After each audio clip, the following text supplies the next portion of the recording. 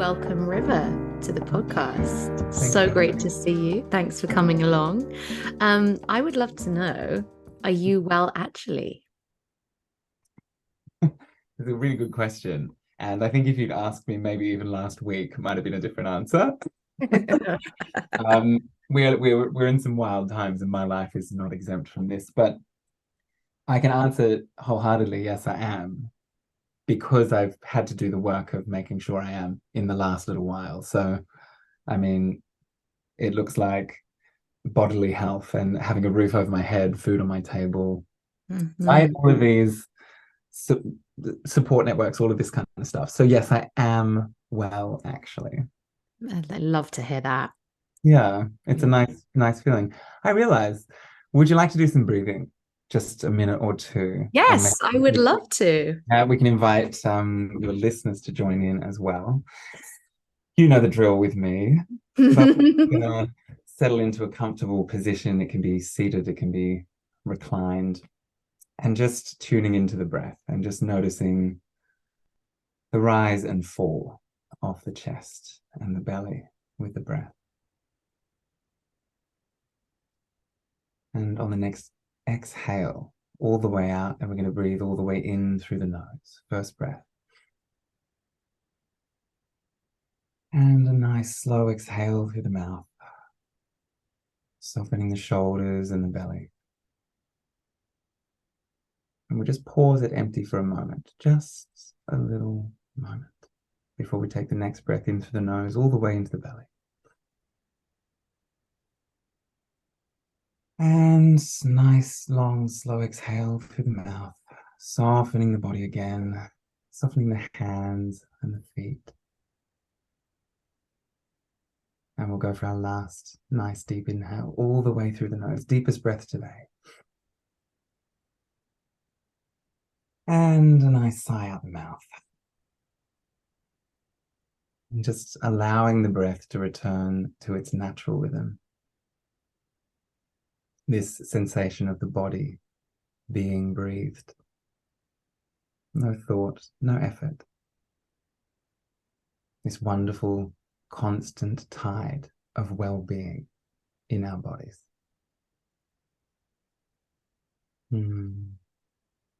As feels right, you can just come back and join us now for a conversation. Oh, that was such a treat. Thank you. It's such a nice, that's one of, I mean, that's a centering technique that I use a lot, but it does work, doesn't it? Yeah. It's so Mm, nice to show people how in what a relatively short time you can even hear my voice has dropped, right? mine too. Mine too. Yeah. It really just brings us, Yeah. yeah, yeah, Amazing. yeah. Oh, thank you. That was such a treat. Thank you so My much. pleasure. My pleasure. So with that said, like with that in mind, with that how, how simple centering can be, just with reference to what we were talking about before with wellness, how would you define wellness? It's a big question, maybe. It's a huge question, but it's a really good one. And I think my understanding of it for myself has changed as I've changed. I think wellness for me is when you can wake up in the morning and want to participate in life, right? There's this idea that there's something to create, there's something to experience, there's something to be in service of, there is a desire to participate. And I think I noticed this for myself when I wake up and I've got some joy waiting for me and some experiences I'm intrigued by, curious of, or looking forward to, that means I'm on in a really good place with myself. Hmm. That's a that's one, yeah, that's one of my definitions. But life on life's terms, right? You know, Mm-hmm. we don't go through life without our knocks and bruises and challenges. But I think once you've done a certain amount of work on your well-being, you end up with a strength and a resilience to move through some of that. Totally. Yeah. I mean, it doesn't mean you magically won't. This is a bit of a myth, when we do all our healing work and we unpack our deep traumas and we sort out the methods of our lives, that suddenly we won't experience disconnection or shame or grief or fear or whatever, right? But Of that's not the case. It just means that as we do this work of well-being, that we can move through this with a lot more sovereignty and a lot more grounding and a lot more presence and agency, I think. Does that make I love, sense? yeah, absolutely. And you mentioned trauma there, and something that always sticks out when in your the on your website is you say that your work is trauma informed.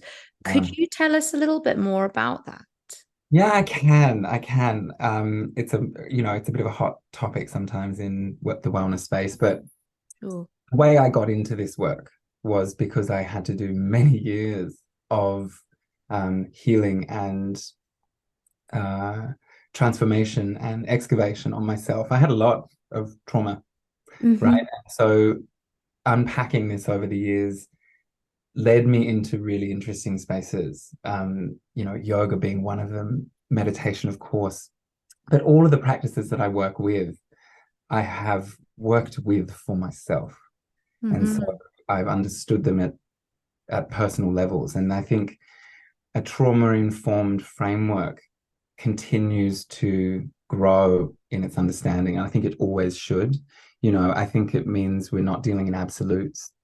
I Yeah. think it's having first and foremost a great compassion for ourselves if we're in that journey, or with if we're working with others, for them first, and then working from a compassionate framework around what Mm. can be of service, what can help. That makes So, sense?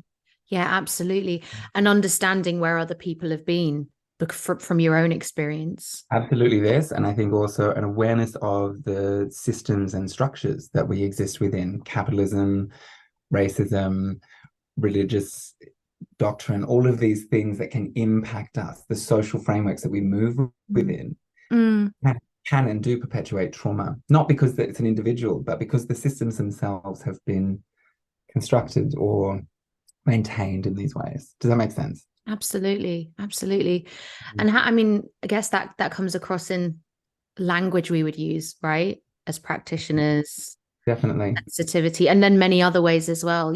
I feel like for me as a yoga teacher, a big one is understanding, and this I think has been reckoned with a lot in the last over at least over the last 5 years, certainly as a result of the pandemic, but how we use touch with our Oh, students, like how to be sensitive about how to ask for consent if you are going to. Yeah.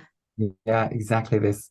And yeah, exactly this. And our understanding of it needs to continue to grow as well. Totally. No. Yeah, yeah. I And hope that how answers the question. I always forget the question after I've talked for a bit. no, no, no, that's perfect. I'm kind of just going off on a tangent because I'm so interested with everything you're saying. I was gonna ask another little question on that, on the topic of touch. I mean, I know when you work with the Reiki, it's not always touch like right on the body. It's just, if I'm correct, is it just a little bit above the body? Yeah, so you can do both. And I mean, I really believe in the power of touch and connection, of course, Mhm. with consent, and of course with an understanding of what that touch will be and where. But Reiki can be done, yeah, you don't have to be in contact with the body. And the healing work that I do is partly and is founded upon the Reiki tenets, but I move with the energy as required. As I mean, you've experienced sometimes Yes. but I love the laying of hands. There's something really beautiful that happens when our physical vessel is held, right? Hmm. We're able to Hmm. move through whatever it is we're moving through, knowing that there is a compassionate and safe grounding upon us, this kind of thing. Mm. Mm. Yeah, I can't. I still like. It's been a while, but I still couldn't put into words the experience I had with you. It was just amazing, but I can't describe it. I mean, you just described it quite well about the being held, but also, Yeah, feeling like you can just expand and just move, even though you're physically still. yeah, it's a really special thing that happens. And even I struggle to articulate it. But Because what there's you do is more than Reiki, right? uh yes, yes, I guess. I work psychically, if you want to call it this, but I perceive energy as I'm moving through sessions, and I have shamanic experiences and background and some trainings as well. But it's more that whatever is needed, I do a lot of preparation work before and a lot of release work after, and so there's a big trust exercise for me where I'm holding someone's space, and I do so with reverence and great care. Mm. But I trust that whatever needs to move through can and will do so, right? Whether it's through me or through the person that's with me. So it is hard to articulate. It is a bit strange. Yeah. And how important is that as a, you could be someone who does very subtle work or someone who does something a bit more, let's call it tangible. How important is that preparation and then release? And did you always do that? Yeah, for me, it's really important. Um, but that's partly how I am. I like a ritualized, it allows me to get into the space or get out of the space, knowing that Mm. I've, opened all the gates, closed all the gates, turned all the lights off, etc., etc. It's more of a safety mechanism for me doing the practice to know that I've done, for me, the prayers, the preparation, the meditation, the space cleansing before someone arrives, and then almost the reverse after they've gone. Um, and it makes me feel safe enough doing the work. Does that make sense? My Absolutely. my Yeah. safety within the practice to trust what we move through, because sometimes it can be quite surprising. Yeah, I bet. How did you come to this work? Really good question. A lot through completely through my own need to heal.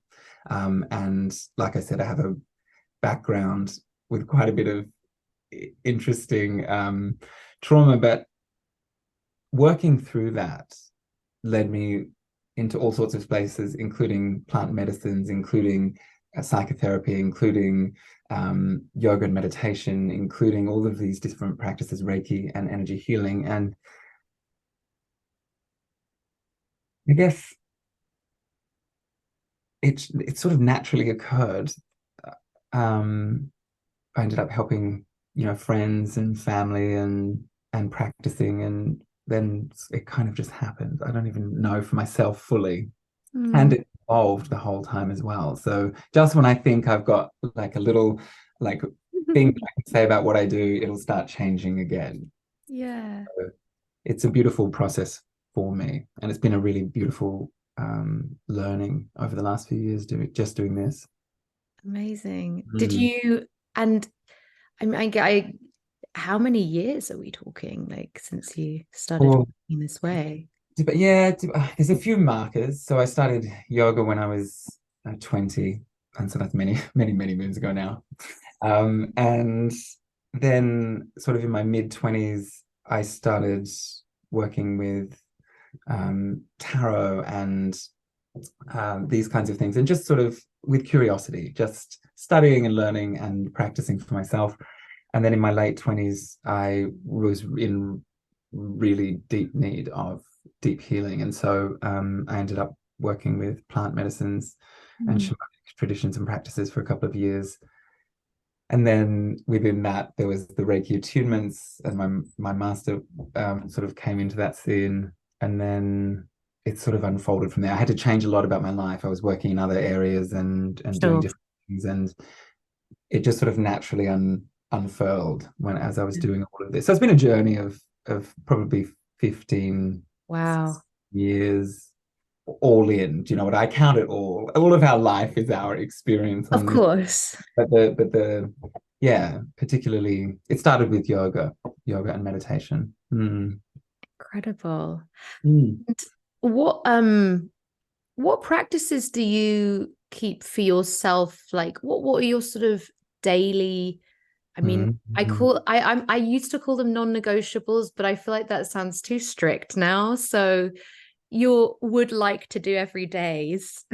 Yeah, this is really good because again, I'm a creature of routine and ritual. But I live with a friend, and they said to me the other day, just not even glib, but they were like, "Yeah, you do about 3 hours of ritual any given day." And I was like, thinking about it's probably true because I ritualize the morning routines for myself. So it's a walk, it's meditation, it's stretching, it's the bathing ritual. I also read cards, so tarot and oracle, and I have 5 decks that I work with every day as Wow. it's almost like, how you would go to a mirror and get dressed and do your hair. This is my energetic version of that. It's a reflection of me on any given day. And so it gives me a bit of an understanding of what I'm working with for myself. They can be quite honest. If I'm, Ah.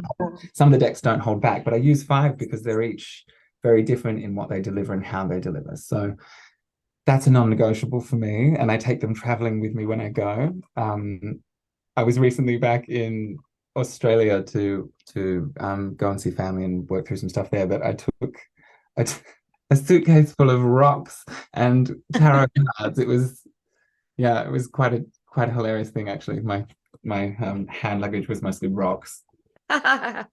Um, yeah, so but I think it's also worth saying that our daily rituals, because I deal on such a daily basis with myself, but also with clients, is what are the aspects of our day that we're engaging with that move us towards where we want to be, or acknowledging or releasing the things that we don't, all of these kinds of aspects.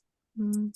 But it's important, I think, that within that daily structure, I also now acknowledge seasons. And I think it's been really helpful for me to not have one way of understanding my well-being. It's a temporal understanding, like seasons. Sometimes it's time to go out, get it, connect, converse, do all of these things. And other times it's absolutely right to sit back and seek solace or stillness. Mm-hmm. In order for our own wisdom to arise. So I think of it as a daily practice and then a sort of seasonal practice. Not always with the Yeah. seasons, but quite often I find it can Yeah. be. With your own seasons, right? Yep, exactly. And it also takes the pressure off. We can't bloom all of the time. We're a bit like a garden. Some things will bloom at different points, but there's a tending to it that is the daily practice. And then acknowledging that the seasons and the weather that we're in, the world that we move within, has its own stuff too. And we've just got to roll with it. It's beautiful. That's such a Yeah. beautiful way to describe it. Because Yeah. we live in we have lived in a time for so long where there's so much pressure to be, as you say, blooming all the time. My goodness. It's tough. Yeah. That's a lot of pressure to put on ourselves at any given point on any given subject. Yeah. Would you say a lot of the people you see and you work with, that is one of the biggest things they need to release, that pressure amongst, I'm sure, many Oh, other things? gosh. I mean, even my client intakes have sort of seasons or runs of certain things that people are dealing with, and I'll get 3 or 4 people in a row that are all dealing with a similar sort of formation or challenge. But definitely self-compassion, definitely compassion and self-compassion are the two that are consistent for me. And that self-compassion is the one that says, let's take a minute here. We're human. We've Mm-hmm. come a long way. Yes, we've got desires and goals, but right now you've made a lot of progress and we're okay, right? It takes Yeah. you don't need to bloom, you don't need to have it sorted, you don't need to know what's going on. Here are some things that can help while you're in this process of change or transformation or release, whatever it is. Mm-hmm. Yeah. And if someone is going through like a really tough time, and sometimes that's when you just don't feel like doing much for yourself at all, how Mhm. important is it to keep up the rituals, and how does the pace of them change? This is an excellent question. This is one I've sat with for myself anyway. So, Yeah. do the rituals that you know help you, particularly in a physical sense, right? Let's move the body in some form, even if it's very slow stretching and it's just holding a posture or opening ourselves on something slow. Like, keep the movement practices. The other one is physical nourishment and hydration. If you can, please make good food that nourishes the body, right? Mm. Same with hydration. Keep the vessel hydrated, because all of that is going to help us deal with whatever it is we are facing. Yeah. Does that make sense? Totally. I mean, it's so simple we almost forget it, but it is. Drink water. So I know, drink water, eat food, and go for a walk outside. It sounds silly, but in these moments, they can feel really big. But the encouragement is, even if you're not feeling them, and I know this for myself too, even if you're feeling like, God, I'm going to go on this stupid walk for my stupid mental health today. Go anyway, especially if it's not great weather. Go out and feel the elements Yeah. and come into it. Cold showers are another practice for me, or ice baths for the face. They're really great for nervous system reconfiguration or reset. So the practical, when you're not sure what to do, keep the ones that nourish the vessel. Yeah. And you can let the others rest and let yourself rest. Rest is a practice, right? Yes. Rest is a healing practice. So in moments is distraction, right? When we find ourselves fixated or ruminating consistently on the same thing and have no solution and no way out, we're locked up here, right? Yes. So do something that distracts you from that. It might be watching reruns of your favorite series. It might be going to a friend and talking about something completely different. Like just give it a rest. So distraction in moments, not forever, but Yeah. distraction in the right moments can be also very healing. So again, I think as we move through some of these things and work with our own well-being, we understand this. And there's again, that self-compassion comes in to say, yes, you can rest on this. But self-compassion also says, we deserve good food and we deserve to move our body. So we're going to do those things and we're going to leave those things, Yeah. right? Totally. Trusting our own well-being in our body to bring us back Yeah. to where we can make different decisions. I so appreciate you saying that about allowing for a bit of distraction because sometimes you just need it. Sometimes there is nothing better for you than to just go and watch a cartoon or something enjoyable and eat comfort food. Yeah. Sometimes that is actually the healing way. Yeah. True. It's literally, I mean it, it's true, especially when we find ourselves caught and we can't let go of something in the mind. Mm. Hmm. Yeah, yeah, yeah. Yeah, great. I wanted to ask, it's a slight direction change, but I'd love to know because I know you identify as non-binary, right? How does that, how does that like, how does that play into the experience of being a healer and not being dual and not being, well, binary? Yeah, such a good question. And I'm so pleased to have it asked. There's a lot within this question. I think it's certainly one of the things that comes in with me to my own practice is my identity of queerness, I guess, of not being one thing nor another. Hmm. I think it's probably worth just a quick articulation. Trans as an umbrella term and trans non-binary is how I identify. So trans being that I've moved away from the gender I was assigned at birth. I don't identify with being a man. Hmm. But I non-binary in the sense that I don't identify with either gender. I'm a Right. secret third thing. Yes. Okay, great. That's really, thank you for clarifying that because that's okay. Yeah, and sometimes I forget because I move within a lot of queer circles where that understanding is apparent and pretty quick. But for many, I realize it helps to know what we're speaking of. So I've moved away from the identity of I was assigned at birth of being a man. I identify as non-binary because I don't ascribe myself to either gender. And Mm. that's interesting. And all of you'll find all of these identities, we're not a monolith. So it's if you know of anyone who's trans or non-binary or queer, ask this to them. It's a Yeah, really beautiful question if you're asking from the heart to be like, tell me about what this means for you. Because you'll get a different answer every time and it's quite beautiful. I love that. Yeah. And as far as how that moves with my own spiritual practice, I'll try not to give a history lesson here. No, Personal. I don't mind if you do.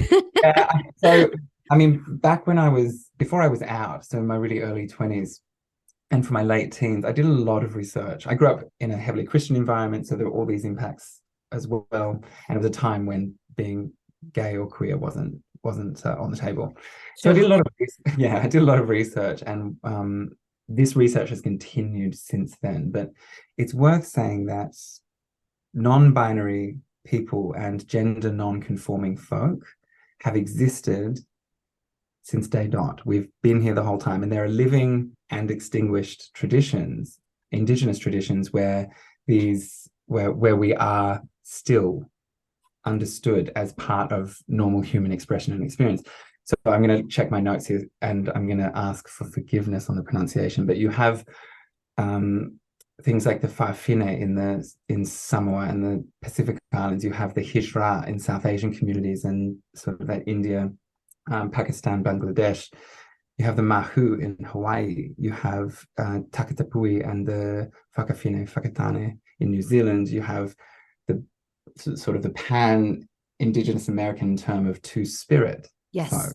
I'm familiar And with so, that. and that one's quite well known. But within that, of course, there are so many cultures that express that differently. But people who exist outside of gender binary and expectation, we are completely normal, right? It's a normal thing to be. And within that, within a lot of these traditions as well, folks like myself, I guess, but we're held in a place of reverence and understanding, whether we're artists or politicians or healers or engineers, it doesn't matter, but we're understood and held as someone who moves with a different understanding, Mm-hmm. right?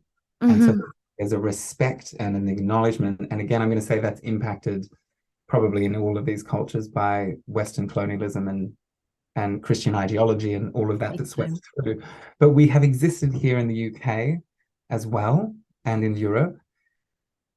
Our identity was exterminated because our presence throws challenges to systems, frameworks, structures, beliefs as they stand now, and that's something we're still fighting for. You know, we're still fighting for identity. We're fighting for visibility. We're fighting for legislation that protects us. You know, Mm-hmm. and I say this as someone who's got an extraordinary amount of privilege. I'm white and I look like a man, and so I can move through the world much easier than a lot of my trans siblings. Yeah. But I think that within all of that, if we get to the point of understanding that non-binary folk and gender non-conforming folk are a normal part of human expression, God willing, we can get to celebrating that. But Mm. in time, there's a lot to learn. Just our presence teaches about transformation, about balance, about compassion, about liberation of identity, about being human in ways that might not be expected. And I think I forgot where I was even going with that, but that's the if we can get to acknowledging that we exist and then looking perhaps to some of the lessons that our presence gives, at the invitations that our presence gives, Mm.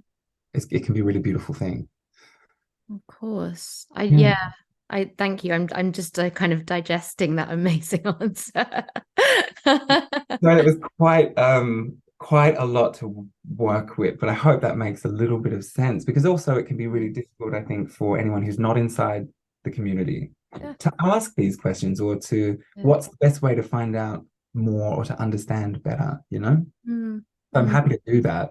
yeah. Um, I'm lucky to get. Yeah, I mean, I'm not. I'll be the first to admit, I don't know that much. I would like to learn more, but I do. I've always felt like I've always struggled with the idea of, I mean, the way, okay, like, let's just talk about myself for a minute, but the way I kind of use, say, yoga philosophy, I really tend towards the non-dual stuff. I'm not really into anything that's this or the other. So I just, it, it kind of seems like people who live in that non-binary experience are already, embracing the world as it is. It's not a binary. It's not, and healing isn't a binary thing. It's not this or that. Yeah. um yeah, sorry if I'm being clumsy with this, No, but no, but you're exactly right. Our experience in life isn't binary. It's not absolute. We're not one thing and therefore not another. We are yeah. this and this and this and this experience and that desire. We are all of these things Mm, into a human life, into a human experience where we have the identity that we're moving with. mm, So it's a very interesting. It's huge. It can be quite big and quite mm. yeah, mind blowing, I guess, in some ways, heart blowing, I hope in others. Heart blowing. It Nice. frees us up to, and I really believe this about healing and liberation. Liberation being really the ultimate goal of any healing work is to be freed from. And I like to hope that there is that invitation from queer folk and from trans folk and non-binary folk is there's an invitation to our own liberation within that to say, okay, I don't have to be one thing or another, even as we work with what's comfortable for us. You know, these Mm-hmm. models aren't set, even as they're available, right? Mm-hmm. It's going back Yeah. to that thing about not the pressure of, Oh, yeah. take the pressure down with the story of my life. Yeah. And also Mm, on the note, I mean, when you say about liberation, I think what a lot of people who are maybe a little bit more closed-minded on this stuff are missing that our collective liberation is all completely intertwined. Yo, thank you. This was, this is one of the notes I had for when it was Yeah. ready. Yeah, our individual well-being is paramount because when we're Yeah. popped up, we move differently. When we're moving with self-awareness, we move differently. But our individual well-being is inseparable from the well-being of the communities around us. And I include global communities in this too, when we're looking at things like climate change and Yes. stuff. So we're all part of the same connected network of life experiencing itself. So Mm. it is important to, I don't know, I think it's just important to realize we don't have to be one way and that we can change. Change is always possible. In fact, it's constant. Yeah, it's the only constant, really. Yeah, pretty much. Pretty much. Yeah. Do you find that you're offering, because I know you work with everyone, but are you finding that you are offering your work primarily in queer spaces? It's such a good question. Also, this is one of my driving desires, and I've done pro bono and subsidized work with queer folk over the years. Yeah. And I still am hugely, I've driven myself to be accessible. I think accessibility is so tough within the wellness industry Yeah. and within, cost of living even. Um, so driven myself to be accessible. So I have a subscription service that's like weekly readings and meditations, contemplations. And but I love working with queer folk. Mm. And part of my heart is in this work for that because I yeah, I guess in some ways I am becoming, have become, and continue to become the person that I needed when I was going through all of this stuff, right? I just think of what it would have meant if a queer person could have held some of that space, Yeah. you know? And Wow. that's I'm so happy to be in that role if it's of help, right? But I have a lot of like I keep quite a few like irons in the fire in terms of ideas and things, but always there's a queer avenue. How do I support and show support and be in support of the communities that I belong to? Mm. It's a good question, I think, for anyone that practices the work of well-being. How are we in service to the communities around us? And as you say, being the person that you need, that we as the healer needed at the time when we found it. 100%, yes. Yeah. That's Very, it's a nice way to look at accessibility. yeah. Yeah, and accessibility, it can look like, do you know what? Actually, I did make some notes on this. Here, yeah, I did. I'm going to check them. Hang on. Okay, go ahead. Go. Yeah, when it comes to accessibility, that's part of you've got to understand your privilege within the world. You've got to understand if you're working with different modalities within healing, what appropriation looks like and how Yes. cultural reverence must come into play. You've got accessibility for both financially and I think if you're working physically, some of that as well. Mm-hmm. Definitely. And there's an advocacy component for me around the communities that we know are marginalized or in need of help, or how can we support, how can we offer some of what we're doing back without, and it's just very accessible. I don't know. Mm. Yeah. And in the so I usually ask people if they think if they can identify a kind of like a shadow in in the wider wellness world, but maybe something I sometimes see is people claiming they offer accessibility when actually it's not. I don't know if you have this experience or if it's something you want to speak to. Yeah, look, there are a few things within the wellness industry that I think are not good. But accessibility, I think how can we do this and not practice what we preach? That's always been a question for me. Yeah. For instance, if I say I have a trauma informed framework, that I've rigorously investigated that because you can't say it otherwise and shouldn't. And the same with accessibility. Is there an accessible offering, or are you making yourself accessible, or your skills, your tools, your teachings, are you making them accessible for folk? Mm. And it's a question that we resolve with ourselves based on our own life circumstance and experience. We can't also give unless we are sustained. Yeah, right? yeah, We yeah. need, That's we, such a we big need one. to ourselves be financially well and Mm, safe in our practices and safe in our homes in order mm, to be able to give. mm-hmm, Mm, I think most of my troubles with the wellness space can be probably summed up with the co-opting of capitalism. If capitalism wasn't the framework we were working within, I think so many of the issues that we see might not come to pass, right? And, mm-hmm, there is a monetization of healing, and mm, that makes it also accessible to sometimes a privileged few, right? So we're how are we working within these systems to offer a hand up or mm, some additional support when people mm. access, I don't know, big ticket items. Um, mm, I mean, look, I'm not going to start on manifestation work and soundbite healing because I will be here quite some time. We'll say manifestation work if you're doing it. How does your manifestation also benefit the collective? How does your manifestation also benefit the communities around you or the planet that we're on or the environment we're in? That's the only question I'm going to throw to people if they're doing manifestation work. How does it impact It's a the really good question mm, to ask. Do you think it's it's possible to manifest and do it for the wider community? I think it's impossible not to. And I say this because we can, invite abundance or love or these things into our lives, and that's fine. It will change you. And so you are changed in moving in all of these communities anyway. But I think a question worth including is what are we manifesting for the collective now? What does collective care and mutual manifestation and support and well-being, mutual abundance, what does it all look like?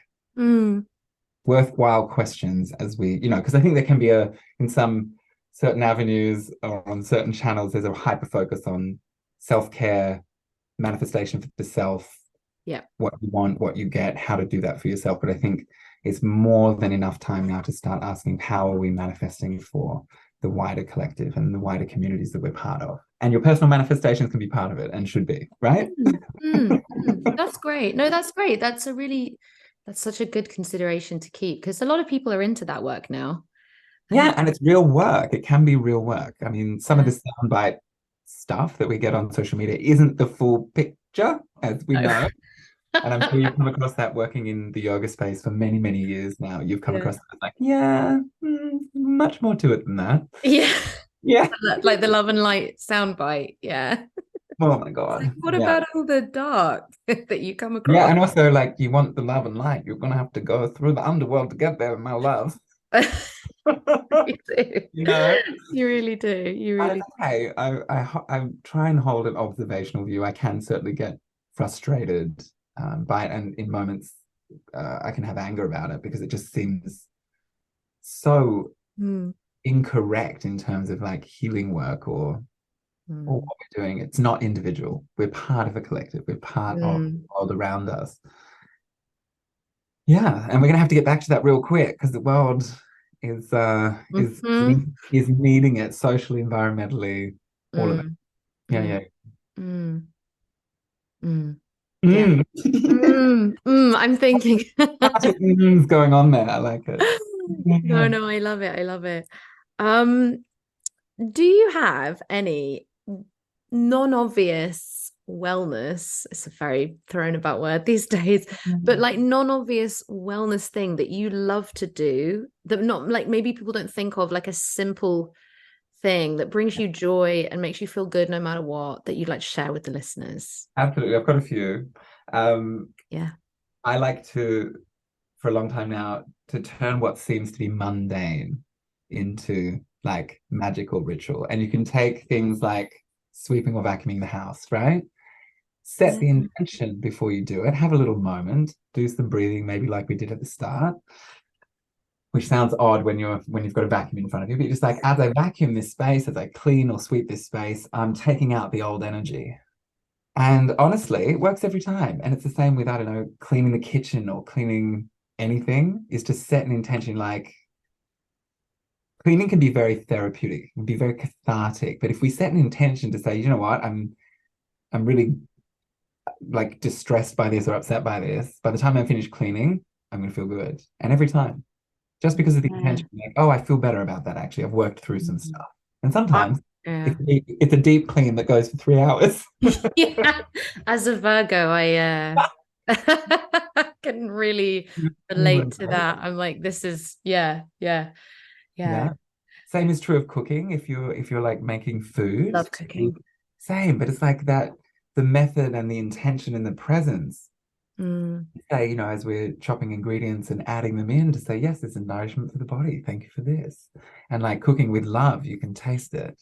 And saying thank you, that gratitude, you just said that, Oh, yeah, thank you. Thank you for all of this wellness. I mean, I'm plant-based. I don't know about you, I but was. yeah, no, but also it changes as our body needs different things. But at the minute I'm plant-based, and sometimes I get a little bit blown away. These plants capture starlight and turn it into nourishment for my body. Amazing. How? They turn light into nourishment. All of the things that I need are in these for my body. Oh, I can't have gratitude for something like that. It's bonkers. yeah. Yeah, But having yeah, and that kind of goes back to what you say about something seemingly mundane, having gratitude for something, you might not have everything you manifested, but that's right. And yeah. manifestation takes time and also our intentional effort, Mm, our action in motion, right? mm, Again, I think just if you're working with any kind of manifestation work is include a little clause for ourselves. Also, how is this going to benefit communities or the earth or the the part of the world that I'm in? mm-hmm, You mm-hmm. might not have an answer for it, but it's worth keeping the question there. Totally. Yeah. It's a yeah, that's great advice. River, are you still doing remote healing or are you back to in person? I'm still doing remote healing at the minute. I've had a big shift since we caught up, and Yeah. I moved from that house and the studio that was there, and so I'm doing distance healings at the minute and distance readings at the minute. And I've got the subscription, which is 10 quid a month, and it's just you get a reading every week, and that is a really accessible offering. So I've got that going on. I also now do house clearings, which are bigger pieces of work, so they're quite phenomenal. Yeah. Oh, I'm moving house soon, so I might need that. Well, we can have a separate chat, but it's really big, beautiful work. Ah, We enjoy. So that's yeah, so cool. there's a few avenues, but at the minute it's all distance or the subscription. I'm gonna share, if that's okay with you, I'm gonna share all that information in the show So notes. thank you Mm. so much. Yeah. Have Well, we? Oh my gosh, we've already like covered nearly an hour. Are you joking? do you Goes want so. to share anything else? You're brimming with I mean, no. generous wisdom. Yeah, I don't know. I made notes, and I think we've covered so many of them. Um, I can't think of anything too much, which means we've probably like touched on everything required for this one, you know? Been a great conversation, if I do say so Yeah, myself. I mean, do you have any questions while I'm here? No. And No? if I do, they'll come up later and I'm sure I'll message you. I mean, I've got my cards here. Would you like a card? Yes. Yes. Okay. I was like, Oh how's my this gonna go? God. So we might there's a way to do this that this is going to be this is from an oracle deck, so it's a very affirmative note. But I think maybe I always consider these as a contemplation. So something to take onwards for yourself, myself, and whoever's listening in at whatever point they're listening in, right? So let's see how we go. Let's have a little look. Well, that was quick. Okay. The Shekinah and sacred self. Ooh. So this is around the liberation of spirit, around expressing our gifts, around our movement, our dance with the rhythm of life, right? And that's more or less what we've been talking about the whole way through in terms of wellness being a daily practice, but also being a seasonal practice that can change. I think this is an encouragement. There is, and I don't mind saying it, a very receptive, a very yin, and if you want to use the term feminine aspect to the Shekinah that says, let us receive, right? Let us receive the expansion for ourselves. So many times we think of transformation and expansion as like, pushing our way out of things. And Yeah. sometimes, and this is particularly this card for me, is this sense of can we allow that transformation to move with us, to be here already and Mm. change what we're doing and change how we're going about things. Wow. Just an allowance. You just say, okay, I'm allowing this. I'm allowing myself to change, and I can do it with grace and gentleness and compassion and ease, and there can be beauty, beauty, beauty amidst this. Yeah. Mm. Hmm. Amazing. What a lovely, thank you for sharing that. You've been so generous with your gifts. Such a pleasure. I love what I do. I love doing this. So it's Yeah. a pleasure. And thank you for this conversation and for the questions because I'm, yeah, thank you. Thank you. You. Thank you. Well, it's been such a pleasure. Yeah.